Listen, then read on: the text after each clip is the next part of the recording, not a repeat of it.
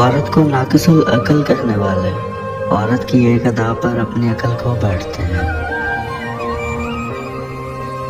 کم عقل عورت اپنے شوہر کو غلام بناتی ہے اور خود ایک غلام کی بیوی کہلاتی ہے، جبکہ عقل مند عورت اپنے شوہر کو بادشاہ بناتی ہے اور خود اس کی ملکہ بنتی ہے۔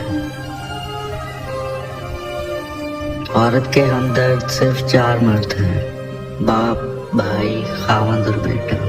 باقی کسی اور مرد سے ہمدردی عورت کے لیے خطرناک ہے۔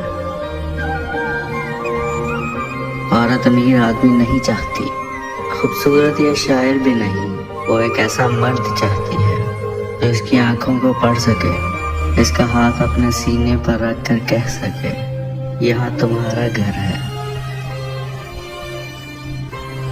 عورت کبھی بھی مرد سے مطمئن نہیں ہوتی، اس میں ہمیشہ بہترین کی گنجائش موجود ہوتی ہے۔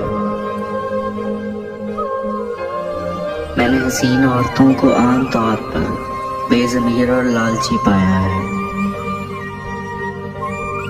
قدرت نے مرد کو طاقت اور عورت کو زبان دے کر حساب برابر کر دیا۔ ویسے عورت انڈیپینڈنٹ رہنا چاہتی ہے، ظاہر کرتی ہے اسے کسی کی ضرورت نہیں، مگر زندگی کے ہر موڑ پر مرد کی محتاج نظر آتی ہے، یہاں تک کہ اپنا دکھ درد سنانے کے لیے بھی مرد کا کندھا تلاش کرتی ہے۔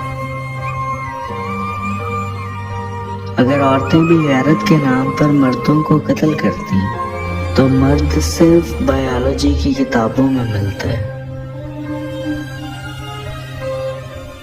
عورت مرد پر بہت جلد اثر کرتی ہے، وہ دنوں میں نہیں گھنٹوں میں پاگل ہو جاتا ہے، اور مرد عورت پہ بہت دیر بعد اثر کرتا ہے، اور اتنا گہرا اثر کرتا ہے کہ عورت ساری زندگی سنبھل نہیں پاتی۔ غربت مرد کو ننگا کر دیتی ہے اور پیسہ عورت کو۔ گناہ کا اصل مرکز عورت کا جسم اور مرد کا دماغ ہے۔